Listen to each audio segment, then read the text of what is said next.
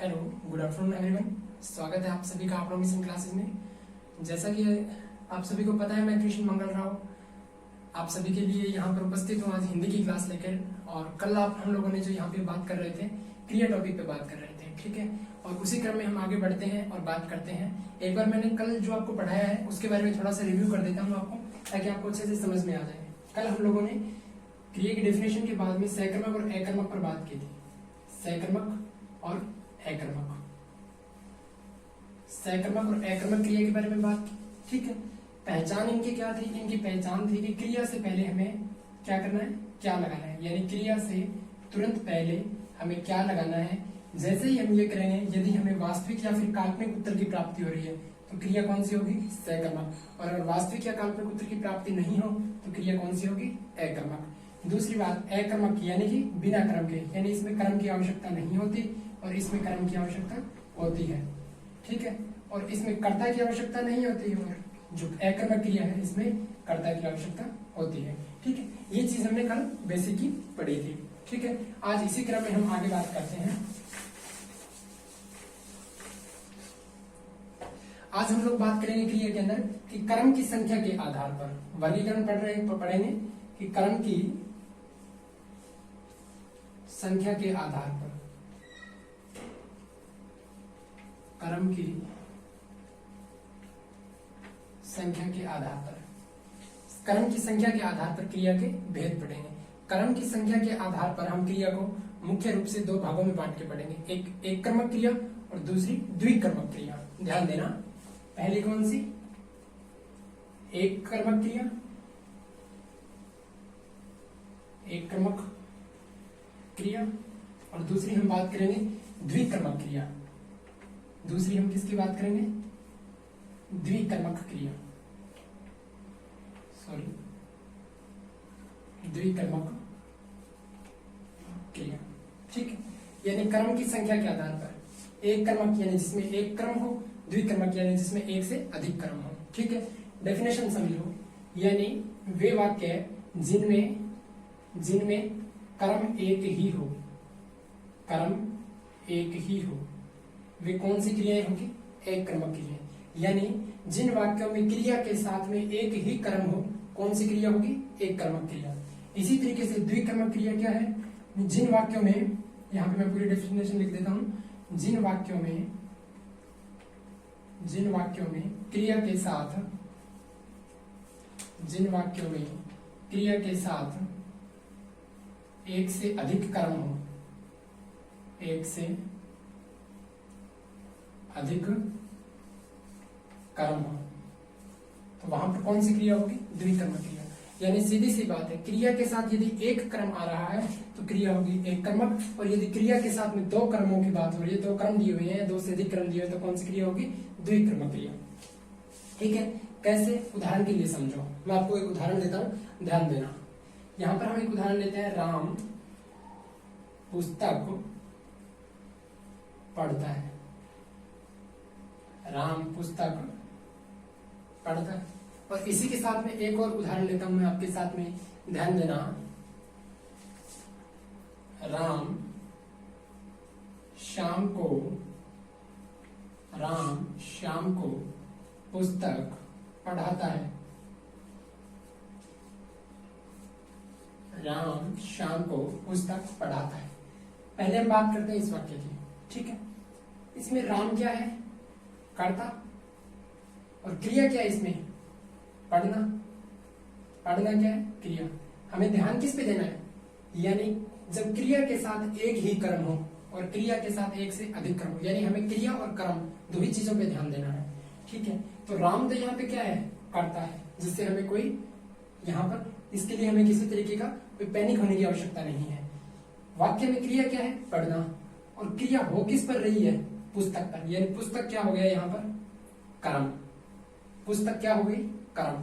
यानी क्रिया जो है वो जिस चीज के ऊपर होती है वही कर्म होता है।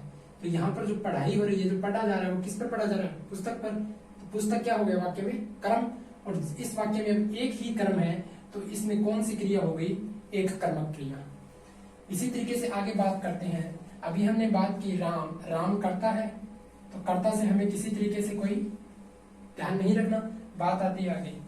इसमें क्या है, पढ़ना क्रिया है, क्रिया क्या है, पढ़ना, ठीक है। अब क्रिया किस पर हो रही है, पुस्तक पर, ध्यान देना, क्रिया किस पर हो रही है, पुस्तक पर, और जिस पर क्रिया हो रही है वो क्या होगा, कर्म, वो क्या होगा, कर्म। लेकिन यह क्रिया कर कौन रहा है, कर कौन रहा है, कर तो श्याम रहा है, लेकिन हो किस पर रही है, श्याम पर। ध्यान देना, भी राम पुस्तक को पढ़ा रहा है, किसे, श्याम को, यानी पुस्तक पर भी काम हो रहा है और श्याम पर भी, क्योंकि श्याम को पढ़ाया जा रहा है। तो इस वाक्य में दूसरा कर्म क्या हो गया, श्याम, जिसे हम क्या कहेंगे, गौण कर्म, जिसे हम क्या कहेंगे, गौण कर्म, ठीक है।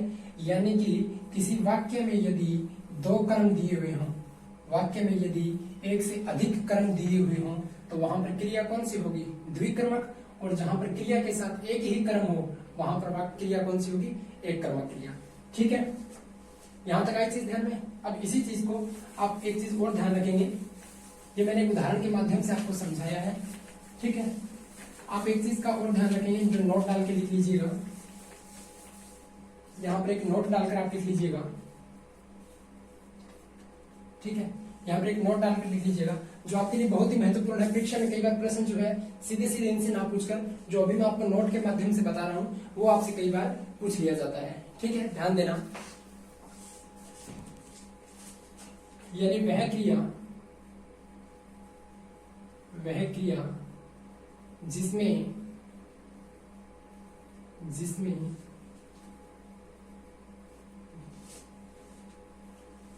या आप इसको ऐसे लिख सकते हैं, वह क्रिया के साथ वह क्रम, क्रिया के साथ वह कर्म, वह कर्म जिसमें दान की भावना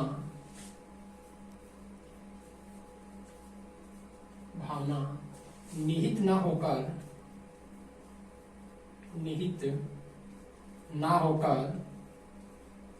दंड की भावना निहित हो, किसकी, दंड की भावना निहित हो,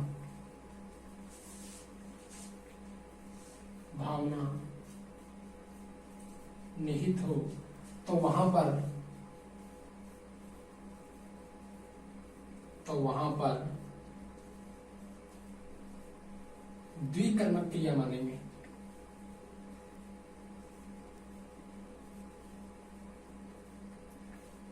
ठीक है। यानी मेरा कहने का मतलब क्या, आप ध्यान से समझना, यानी यहां पर मैंने बताया था क्रिया के साथ यदि एक कर्म है तो एक कर्मक क्रिया, और क्रिया के साथ एक से अधिक कर्म यदि आ रहे हैं तो द्विकर्मक क्रिया हम मानेंगे। इससे आगे मैंने अभी आपको नोट लिखा है, यदि क्रिया के साथ जो कर्म दिया हुआ है उसमें यदि दान की भावना की जगह दंड की भावना निहित है, यानी कि यदि दंड की भावना निहित है तब तो हम करेंगे द्विकर्मक क्रिया, और यदि दान की भावना निहित है तो करेंगे हम एक कर्मक क्रिया। ध्यान देंगे, यदि क्रिया के साथ में यदि दान की भावना दी हुई है तब तो हम एक कर्मक क्रिया मानेंगे, और यदि उसी क्रम में यदि दंड की भावना निहित है तो द्विकर्मक क्रिया मानेंगे। एक उदाहरण देता हूं जिसके माध्यम से आपको समझ में आ जाएगा, ठीक है। हाँ,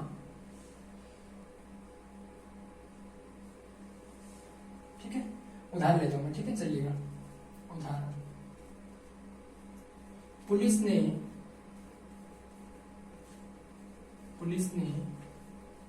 चोर को पकड़ा, पुलिस ने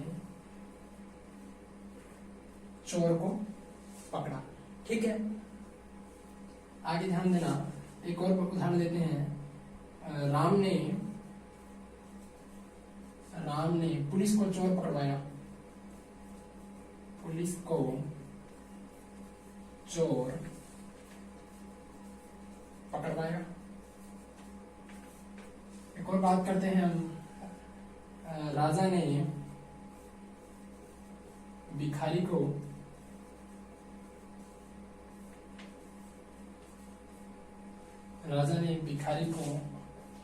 अन्न दिया,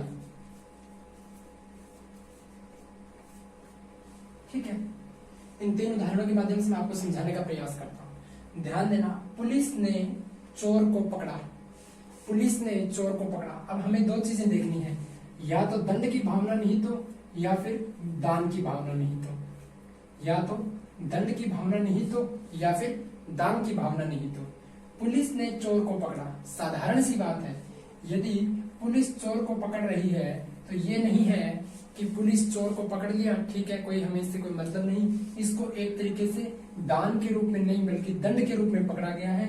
इसको पकड़ने के बाद इसको दंडित किया जाएगा। चोर को पकड़ने के बाद क्या किया जाएगा? दंडित, यानी इसको दंड देने के लिए पुलिस ने पकड़ा है। जब वाक्य में दंड की भावना निहित हो तो वहां पर कौन सी क्रिया होगी? क्रिया होगी द्विकर्मक। क्रिया कौन सी होगी? द्विकर्मक। इसी तरीके से देखना, राम ने पुलिस को चोर पकड़वाया। राम ने पकड़वाया किसको? पुलिस को। इसका मतलब ये तो नहीं है कि राम ने चोर को पकड़वा तो दिया और बाद में बोलेगा कि ठीक है, लाओ चोर मेरा वापस दे दो। नहीं, क्यों? क्योंकि राम ने जो है वो पुलिस के माध्यम से चोर को दंड देने के लिए पकड़वाया है। इसमें भी दंड की भावना निहित है, अतः इसमें कौन सी क्रिया हो जाएगी? द्विकर्मक क्रिया। ठीक है, यहां तक कोई दिक्कत नहीं। अब आगे और देखना, राजा ने भिखारी को अन्न दिया। किसने? राजा ने। किसको? भिखारी को। ठीक है, भिखारी को दिया है। अब आप ध्यान देना, ऊपर से तुलना करके देखना कि राजा ने भिखारी को दिया है तो भिखारी को कोई दंड देने के भाव से दिया है या दान के भाव से दिया है? किसके भाव से दिया? दान के भाव से। जब दान की भावना निहित हो तो वाक्य में कौन सी क्रिया होगी? वाक्य में क्रिया होगी एक कर्मक क्रिया। वाक्य में क्रिया कौन सी होगी? एक कर्मक क्रिया। ठीक है, यहां तक आई चीज ध्यान में। यानी हमने पढ़ा कि क्रिया के साथ यदि एक ही कर्म निहित हो तो क्रिया कौन सी होगी? एक कर्मक क्रिया। यदि इसी तरीके से जब वाक्य में एक ही क्रिया के साथ में एक से अधिक क्रिया कर्म दिए हुए हों तो वहां पर कौन सी क्रिया होगी? द्विकर्मक क्रिया। इसी तरीके से यदि आपको किसी उदाहरण के अंदर यदि दंड की भावना निहित है, दंड की भावना दी हुई है तो क्रिया होगी द्विकर्मक, और वहीं पर दंड की जगह यदि दान की भावना निहित है तो क्रिया कौन सी होगी? एक कर्मक क्रिया। यहां तक किसी को कोई समस्या नहीं है? ठीक है, आगे चले। एक बार आप स्क्रीनशॉट लेना चाहो तो ले सकते हो इसका।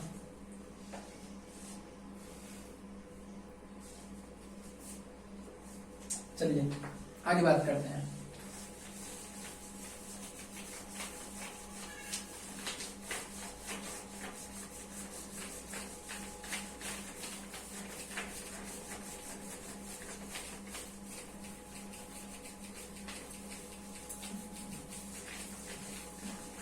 अभी हमने पढ़ा कि कर्म की संख्या के आधार पर, अभी हम पढ़ेंगे संरचना के आधार पर क्रिया के भेद।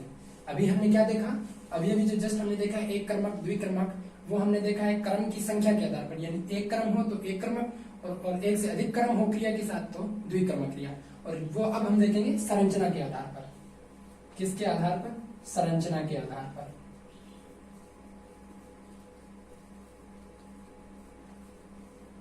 ये सिर्फ भागों में बांट रखा है, यानी वर्गीकरण करने के लिए, आसानी से समझ में आने के लिए हमने बांट रखा है। आपसे प्रतियोगी परीक्षा में ये नहीं पूछेगा कि संरचना के आधार पर क्रिया के कितने भेद हैं या कर्म के आधार पर क्रिया के कितने भेद हैं। इस तरीके से आपसे प्रतियोगी परीक्षा में प्रश्न नहीं पूछा जाएगा, तो इसके लिए आप पैनिक नहीं होना है। ठीक है, चलिए शुरुआत करते हैं संरचना के आधार पर वर्गीकरण की। ठीक है, सबसे पहले हम बात करते हैं प्रेरणार्थक क्रिया। कौन सी क्रिया? प्रेरणार्थक क्रिया। ठीक है, प्रेरणार्थक क्रिया, अब इसमें आपके नाम से ही स्पष्ट हो रहा है। शुरुआत में क्या दिया हुआ है? प्रेरणा।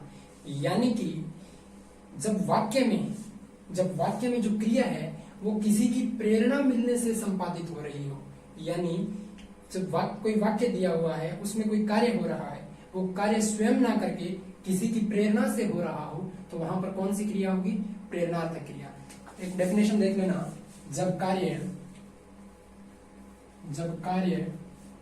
स्वयं ना करके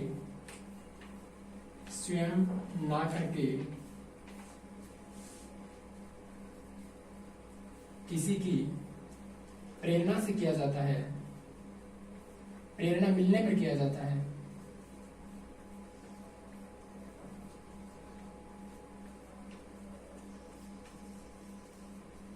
तो वहां तो क्रिया प्रेरणार्थक होगी। तो क्रिया प्रेरणार्थक होगी। ठीक है, एक उदाहरण देते हैं, उदाहरण के माध्यम से समझने का प्रयास करते हैं। अभी मैंने आपको बताया कि जब कार्य स्वयं ना करके किसी की प्रेरणा मिलने के बाद कार्य किया जाता है, यानी अपनी इच्छा से कार्य नहीं हो रहा बल्कि किसी की प्रेरणा से किया जा रहा है। अब ध्यान देना, गुड़िया सीता से पत्र लिखवाती है, पत्र लिखवाती है। दूसरा उदाहरण हम लेते हैं कि कमल मुकेश से गाड़ी चलवाता है, गाड़ी चलवाता है। अब ध्यान देना, वाक्य पे ध्यान देंगे आप कि गुड़िया सीता से पत्र लिखवाती है। पत्र लिख कौन रहा है यहाँ पर? सीता से पत्र लिखवाती है, यानी इस वाक्य में जो क्रिया है, क्या क्रिया कौन सी है? लिखना। तो इस वाक्य में जो पत्र है, जो लिखा जा रहा है, वो कर कौन रहा है? सीता। कौन कर रहा है? सीता। लेकिन क्या सीता स्वयं कर रही है? नहीं। क्यों? क्योंकि गुड़िया इसे प्रेरणा दे रही है। क्या? गुड़िया सीता से पत्र लिखवाती है, गुड़िया इसको प्रेरणा दे रही है, तब सीता पत्र लिख रही है। यानी किसी की प्रेरणा मिलने के बाद अगर कार्य को संपादित किया जा रहा है, किसी की प्रेरणा मिलने के बाद अगर कार्य संपन्न हो रहा है, तो वहां पर क्रिया कौन सी होगी? प्रेरणार्थक क्रिया। इसी तरीके से यहाँ पे देखना, कमल मुकेश से गाड़ी चलवाता है, कमल मुकेश से गाड़ी चलवाता है। अब गाड़ी क्रिया होगी यहाँ पर चलाना, ठीक है। कर्म किस पर हो रहा है? गाड़ी पर। अब मुकेश चला रहा है गाड़ी, कर कौन रहा है? मुकेश। चला कौन रहा है गाड़ी को? मुकेश। लेकिन क्या मुकेश स्वयं चला रहा है? नहीं, चलवा रहा है कौन? कमल। यानी मुकेश कमल की प्रेरणा से गाड़ी चला रहा है, इसके कहने पर चला रहा है, स्वयं नहीं चला रहा। स्वयं चलाता तो वाक्य होता मुकेश गाड़ी चलाता है, ठीक है। लेकिन यहाँ पे ये कह रहे हैं मुकेश, कमल जो है मुकेश से गाड़ी चलवाता है, यानी इससे प्रेरणा पाकर ये गाड़ी चला रहा है। जब किसी की प्रेरणा मिलने पर, जब किसी के कहने पर, प्रेरणा का मतलब है कि यदि किसी के कहने पर कोई कार्य किया जाए तो वहां पर कौन सी क्रिया होगी? प्रेरणार्थक क्रिया। ध्यान देना, यदि क्लास के अंदर यदि अध्यापक जो है वो किसी बच्चे को कहे कि उठो और आप पाठ पढ़ो, जब वो अध्यापक कहता है तब वह पढ़ता है बच्चा, ठीक है। यानी वह बालक जो है वह प्रेरणा मिलने के बाद कार्य को संपन्न कर रहा है, तो वहां पर कौन सी क्रिया होगी? प्रेरणार्थक क्रिया होगी, ठीक है। चलिए आगे बात करते हैं। इसका स्क्रीनशॉट लेना तो आप ले सकते हो एक बार, ठीक है। प्रेरणार्थक क्रिया जब कार्य स्वयं ना करके किसी की प्रेरणा से की, प्रेरणा मिलने पर किया जाता है तो क्रिया होगी प्रेरणार्थक। उदाहरण मैंने भी आपको बताया है, ठीक है। चलिए आगे बात करते हैं।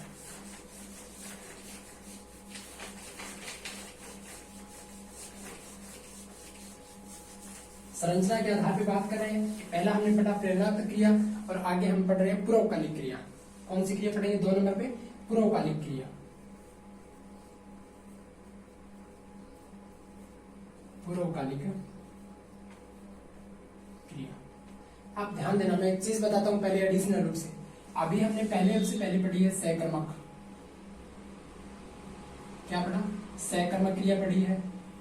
अकर्मक क्रिया के बारे में पढ़ा है हमने, एक कर्मक क्रिया के बारे में पढ़ा, उसके बाद में हम द्विकर्मक क्रिया के बारे में पढ़ चुके हैं, द्विकर्मक। उसके बाद में हम प्रेरणार्थक क्रिया के बारे में पढ़ चुके हैं। आप शब्दों को तोड़ोगे तो आपकी आधी क्रिया यहीं पे कंप्लीट हो जाएगी। सहकर्मक, सहकर्म यानी कर्म के सहित, यानी इसमें कर्म की प्रधानता होगी। कर्म की होगी तो कर्ता की नहीं होगी। अकर्मक यानी इसमें कर्म की प्रधानता नहीं होगी। जब कर्म की नहीं होगी तो किसकी होगी? कर्ता की। एक कर्मक यानी कर्म कितने होंगे? एक। द्विकर्मक यानी कर्म कितने होंगे? एक से अधिक, यानी 2 या 2 से अधिक, कितने भी हो सकते हैं। प्रेरणार्थक यानी कि किसी की प्रेरणा मिलने से कार्य हो रहा हो, ठीक है। यानी प्रेरणा मिलने से क्रिया हो रही है, तो वहां पर कौन सी क्रिया होगी? प्रेरणार्थक। यानी आप खाली शब्दों को तोड़ के देखेंगे तो भी आपको आसानी से समझ में आ जाएगा। अब ध्यान देना, पूर्वकालिक क्रिया, पूर्व यानी पहले, कालिक यानी समय से, ठीक है। यानी जो जिस समय की हम बात करें उससे पहले ही कोई कार्य पूरा हो गया हो, उससे पहले ही कोई कार्य पूरा हो गया हो। यानी जब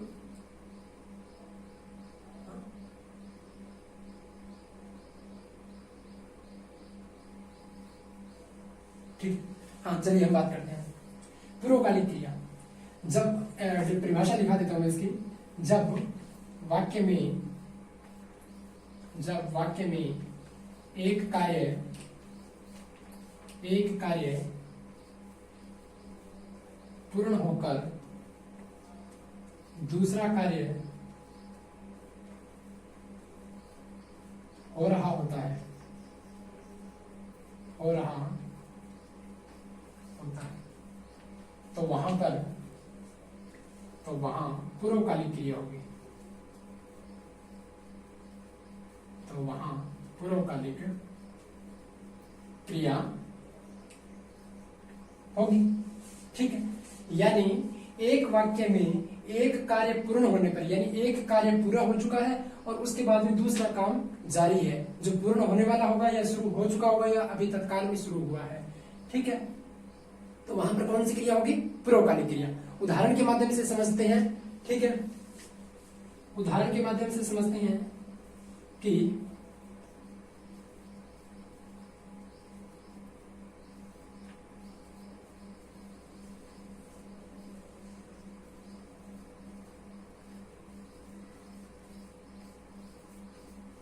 हमने ये उदाहरण लिया कि अभिलाषा अभी सोकर उठी है। ठीक है, ध्यान देना, किसकी बात कर रहे हैं यहाँ पर? अभिलाषा की। अभी सोकर, यानी कि क्रिया क्या है इसमें? सोना, और दूसरी क्रिया क्या है? उठना। ठीक है, यानी कि एक कार्य हो चुका है, सोकर, सो चुकी है, और उठना यानी फिलहाल वो उठ जाग चुकी है नींदों से। आप ध्यान देना, इसमें क्या क्या काम हो रखा है? अभिलाषा अभी सोकर, यानी वह सो चुकी है, वह नींदों से नींद ले चुकी है और सोकर उठी है, यानी अब वह उठ भी गई है। क्या गई? उठ भी गई, यानी वह सो भी गई और उठ भी गई। उसने कितने कार्य कर लिए? 2 कार्य। जब किसी वाक्य में एक क्रिया पूरी हो गई हो और दूसरी चल रही हो, तो वहां पर कौन सी क्रिया होगी? पूर्वकालिक क्रिया। आई चीज ध्यान में। एक और उदाहरण देते हैं जिसके माध्यम से आप आसानी से समझ जाएंगे। 1-2 उदाहरण ले लेते हैं जिससे आप आसानी से समझ जाएंगे। वह अभी जयपुर होकर आया है, जयपुर होकर आया है।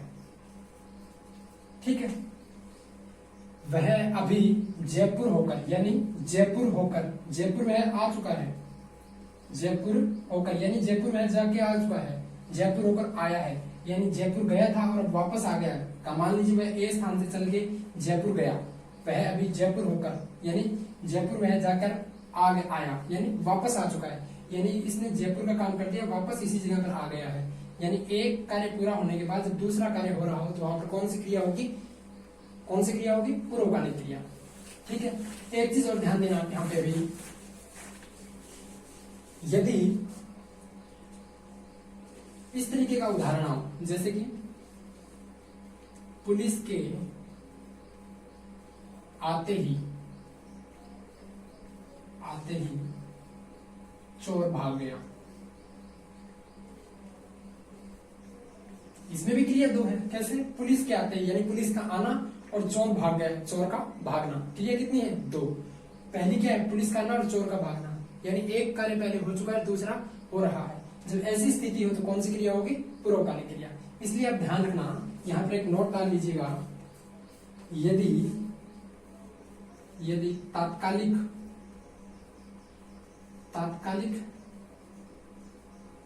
क्रिया संपन्न हुई हो तो भी पूर्वकालिक क्रिया होगी, तो अभी पूर्वकालिक क्रिया होगी। यानी कि यदि कोई तत्काल में ही कोई कार्य हुआ है, यानी अभी अभी कोई कार्य हुआ है, तो वहां पर भी हम कौन सी क्रिया मानेंगे? पूर्वकालिक क्रिया। कैसे? कि पुलिस के आते ही, पुलिस आई और आते ही तुरंत प्रभाव से चोर भाग गया, यानी पुलिस के आते ही तत्काल से चोर भाग गया। ठीक है, यानी कोई तात्कालिक कार्य जहां पर हो रहा है, कोई अचानक से काम कहीं पर हो रहा है 2 क्रिया के साथ में, वहां पर भी हम कौन सी क्रिया मानेंगे? पूर्वकालिक क्रिया। पूर्वकालिक क्रिया की अभी मैंने डेफिनेशन क्या बताई आपको, यानी एक कार्य पूरा होने के बाद दूसरा कार्य हो रहा हो, वहां पर कौन सी क्रिया होगी? पूर्वकालिक क्रिया। और यदि तात्कालिक क्रिया कहीं पर संपन्न हो रही है तो वहां पर भी हम कौन सी क्रिया मानेंगे? पूर्वकालिक क्रिया। ठीक है, यहां तक किसी तरीके की कोई दिक्कत नहीं हुई होगी। चलिए आगे बात करते हैं।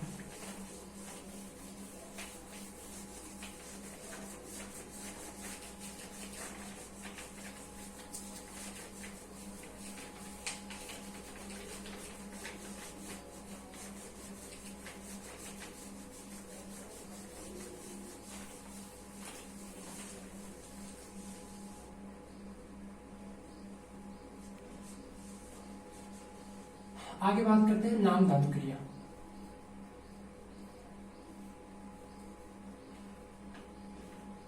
नाम धातु क्रिया ये सबसे थोड़ी अलग क्रिया है। कैसे, अभी समझते हैं। ठीक है, यानी कि जब वाक्य में संज्ञा सर्वनाम विशेषण शब्द, संज्ञा सर्वनाम विशेषण शब्द जब धातु की तरह प्रयुक्त हो। एक मिनट में क्षमा चाहता हूं, अभी आपको पूर्वकालिक क्रिया बताई थी मैंने, उसमें आप एक चीज डाल लेना कि जब मूल जो धातु होती है, मूल धातु के साथ में, पूर्वकालिक क्रिया की बता रहा हूं, आप ध्यान रखना, नाम धातु के मूल धातु के साथ क्या लगा हुआ मिलेगा आपको, कर लगा हुआ मिलेगा।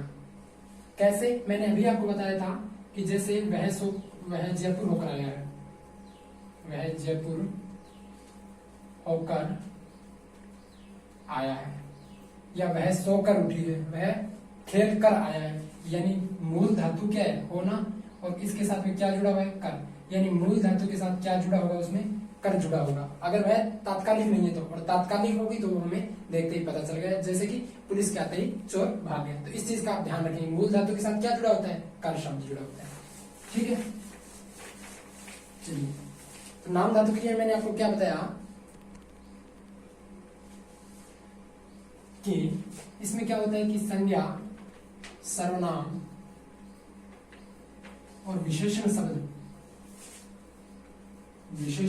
ही क्रिया की जगह प्रयुक्त होते हैं। क्रिया की जगह या क्रिया की तरह क्या होते हैं, प्रयुक्त होते हैं। क्रिया की तरह प्रयुक्त होते हैं। ठीक है, कैसे, देखो इसमें क्या होता है कि प्रत्यय लगाकर नाम धातु क्रिया का निर्माण किया जाता है। ये चीज भी आप नोट कर लेना कि इसमें प्रत्यय लगाकर नाम धातु क्रिया बनाई जाती है। ठीक है, कैसे, मैंने आपको बताया कि इसमें संज्ञा सर्वनाम विशेषण शब्द ही क्रिया की तरह प्रयुक्त होते हैं। यानी कोई संज्ञा शब्द होगा, उसमें प्रत्यय लगाकर हम नाम धातु क्रिया बनाएंगे, या कोई सर्वनाम शब्द में प्रत्यय लगाकर नाम धातु क्रिया, या विशेषण शब्द में हम प्रत्यय लगाकर नाम धातु क्रिया बनाएंगे। कैसे, 3 शब्द लेते हैं हम, एक शब्द लेते हैं सूखा, एक ले लिया अपना। ठीक है, अब ध्यान देना, सूखा शब्द है, इसका जो नाम धातु जो मूल रूप है वो क्या है, सूखा। अपना का क्या होगा, अपना ही। और इसमें अगर हम क्या लगा दें, प्रत्यय लगा देंगे तो इसमें क्या बन जाएगा, सूखना। अपना का क्या बन जाएगा, अपनापन, अपनाना, सॉरी, क्या बन जाएगा, अपनाना। यानी ये आपका क्या है, सर्वनाम शब्द है, और यह आपका क्या है, विशेषण शब्द।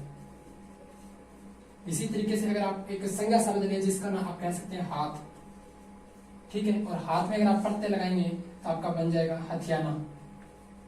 क्या बन जाएगा, हथियाना।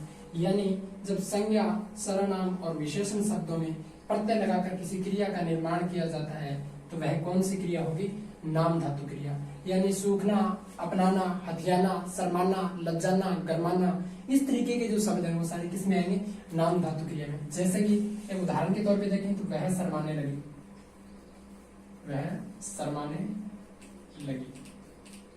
या राम सीता को देख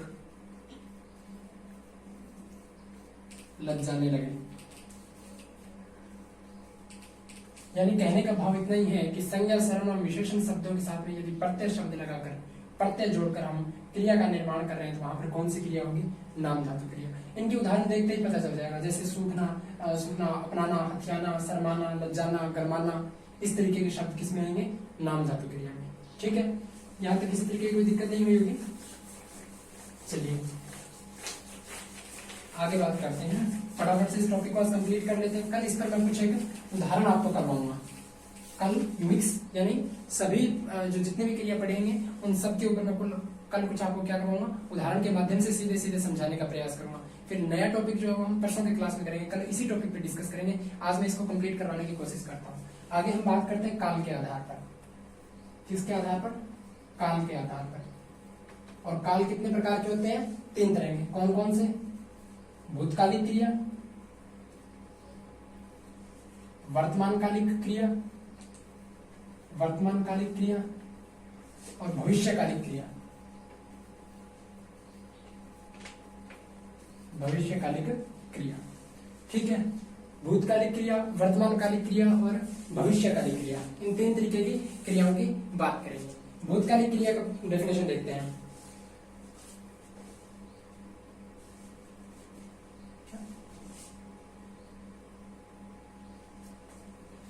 चलिए बात करते हैं। भूतकालिक क्रिया यानी वह क्रिया जिससे बीते समय में कार्य के होने का बोध हो। नाम से स्पष्ट है, भूतकालिक यानी वह क्रिया जो समय बीत चुका है उसमें कार्य हो चुका है, वह कौन सी क्रिया? भूतकालिक क्रिया। वर्तमानकालिक क्रिया यानी वह क्रिया जिसमें कार्य वर्तमान समय में चल रहा है, यानी वह क्रिया जिसमें कार्य वर्तमान में चल रहा है, वहां पर कौन सी क्रिया होगी? वर्तमानकालिक क्रिया। इसी तरीके से भविष्यकालिक की क्या होगी? वह क्रिया जिसमें कार्य जो है वो कार्य भविष्य में संपन्न होगा। कब होगा? भविष्य में संपन्न होगा। ध्यान देना, भूतकालिक क्रिया यानी वह क्रिया जिसमें बीते समय में कार्य होने का बोध हो, यानी जो समय बीत चुका है, जो समय पीछे निकल चुका है, उसमें वह कार्य कर लिया गया हो। वर्तमानकालिक क्रिया यानी वर्तमान में अभी चल रहा हो। भविष्यकालिक क्रिया यानी आने वाले समय में कोई कार्य होगा। उदाहरण के तौर पर हम समझते हैं इनमें, ठीक है।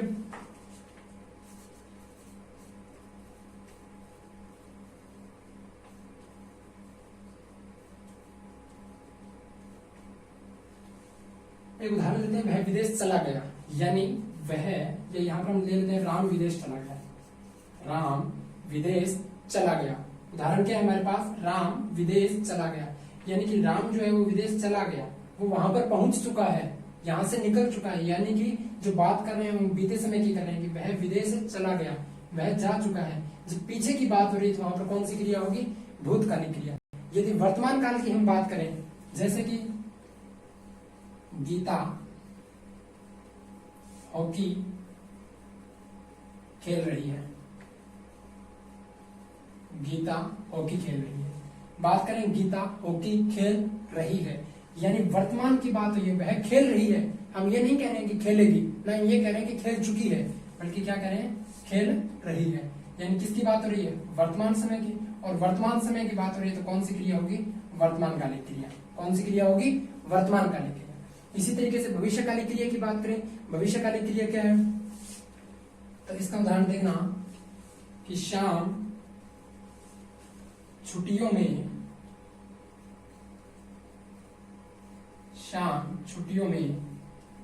कश्मीर जाएगा।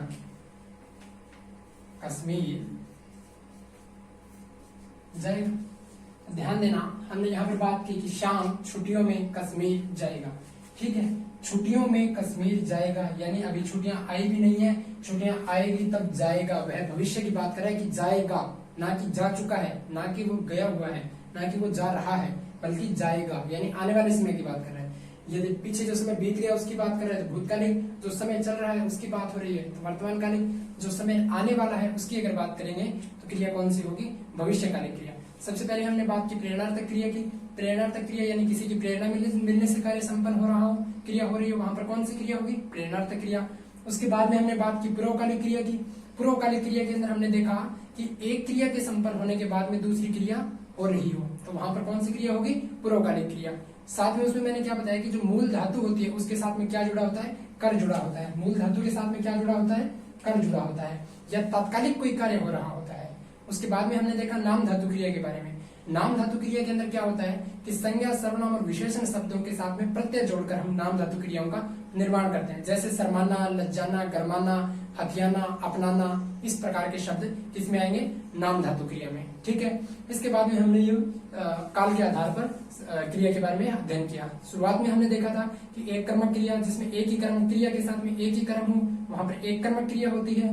उसके बाद में हमने देखा द्विकर्मक क्रिया, यानी कि क्रिया के साथ में एक से अधिक कर्म हो, वहां पर कौन सी क्रिया होगी? द्विकर्मक क्रिया। साथ ही में मैंने वहां पर आपको एक नोट डलवाया था, यदि क्रिया के साथ में जब कोई कर्म है तो वहां पर यदि दंड की भावना निहित है तो क्रिया होगी आपकी द्विकर्मक, और यदि दान की भावना निहित है तो क्रिया कौन सी होगी? एक कर्मक क्रिया। ठीक है, एकर्मक और सहकर्मक के बारे में हम लोग कल बात कर चुके हैं। ठीक है, जितनी भी क्रिया हमने आज और कल में पढ़ी है, इन सब पर मैं कल आपके लिए उदाहरण लेके आऊंगा। कल हम इन पर प्रयास करेंगे। परसों की क्लास में हम नया टॉपिक शुरुआत करेंगे। कल की क्लास में हम क्रिया पर ही प्रश्न करेंगे। ठीक है, आज के लिए इतना ही। Good luck. ठीक है, चैनल को ज्यादा से ज्यादा शेयर करना, सब्सक्राइब करना और वीडियो को लाइक करना। धन्यवाद साथियों।